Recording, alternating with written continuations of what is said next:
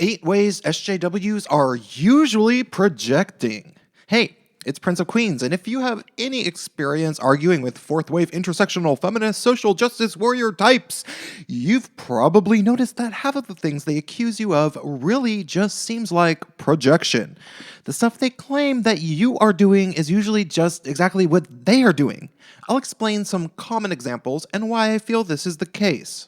Number one is how they think the patriarchy works. Okay, now, I don't even believe that we live in a full-blown patriarchy in the West by any means, but I will concede that there are elements of a patriarchal power system still in place in certain facets of our society. The boys' club exists, and I have come across them personally, in various different places. However, feminists have always taken this concept and ran with it to such a severe degree that it basically no longer makes any sense at all, and has been blown into a downright superstitious and wacky proportion. More so, when feminists, especially fourth wave feminists, talk about patriarchy, it sounds like they are really just talking about how feminism operates. They say that it is basically a gigantic organization of men that attempts to infiltrate all aspects of civilization and gear it to benefit men, which is basically what feminists do, but to benefit women, or at least other feminists, right? I'm going to stop here because I could literally go on for about 20 minutes or so in terms of all the ways feminists act like they accuse the supposed patriarchy of behaving. But I do encourage you to go think about this on your own time. Number two is the whole white tears, white fragility, or male tears and fragile masculinity statements. This one is pretty obviously projection, and it shouldn't be hard for me to explain this. I mean, you take a fourth wave feminist who spends a major percentage of every day whining about their own personal experiences with patriarchy, catcalls, manspreading, mansplaining, and supposed internet harassment. And then you bring up something like the fact that men and boys are falling behind in every level of education in the West and are almost 5 times as likely to commit suicide as women and girls. Not in reference to yourself, but, just as a countering viewpoint to the narrative.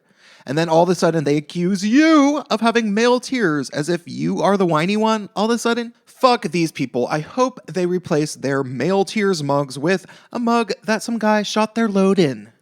The third common instance of projection from SJWs is this whole concept of people claiming that their lived experiences give them an inherently better understanding of reality for reasons.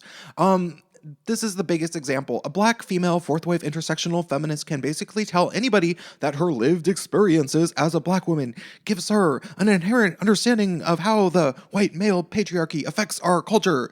She will say that her knowledge is superior to anybody who isn't a black woman because basically, according to her, she has to deal with the negative aspects of the white male patriarchy, which has given her an awareness into the privileges she has not been afforded by it.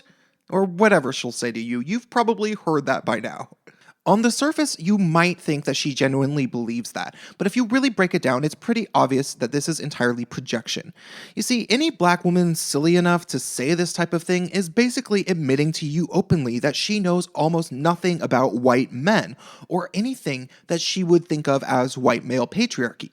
If she did, she wouldn't have to pretend she has gained superior knowledge based on being at the receiving end of supposed patriarchal abuse. Rather, she'd just say that she knows about the white male patriarchy because she was a lawyer or whatever actually gave her knowledge of the fields that white men dominate, like law.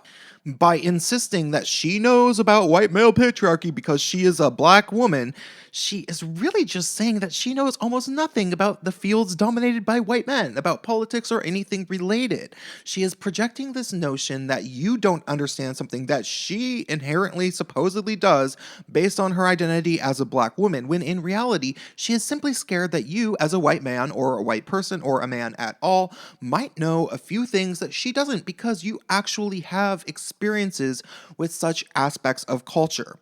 Instead of thinking to herself that maybe she might have something to learn from somebody like yourself who might have a few things about fields dominated by white men in your memory and experiences, she decides that it must be you who is missing out on her superior intellect because she feels inadequate. It's projection. Number 4 almost goes without saying, which is that they are all totally racist and sexist, and they project that onto other people. You see, it's not just that the first thing these people judge anybody by is their skin color, but even more than that. It's basically the only thing they judge people on in terms of analyzing their arguments. They will always find a way to accuse you of being racist and sexist simply because they see the world through the lens of identity politics first and foremost. So they cannot contemplate the idea that some people actually judge people's opinions based on how much merit they have, instead of what type of person has the opinion.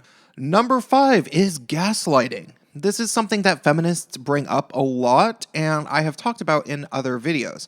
The definition of gaslighting is an emotionally manipulative tactic where somebody talks about past events between they and yourself and claims that you were at fault for every conflict. They'll say that you were rude to them right off the bat, or that you started an argument, when in fact they had been the one to do so. Not only do SJWs do this, but they also usually project the notion of gaslighting onto you. After they gaslight you, they'll accuse you of gaslighting within the same comment thread. Often, their accusation of gaslighting becomes a form of gaslighting in itself.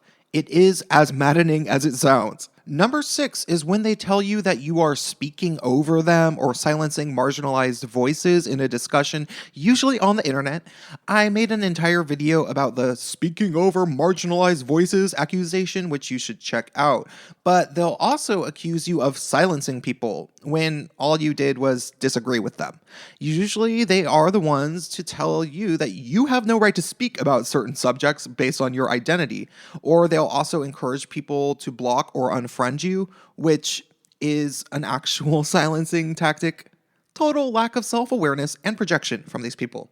Number 7 is cultural appropriation. Okay, this one is kind of a stretch, but I figured it was worth including because it will fuck with their heads if you accuse them of projecting when they talk about cultural appropriation.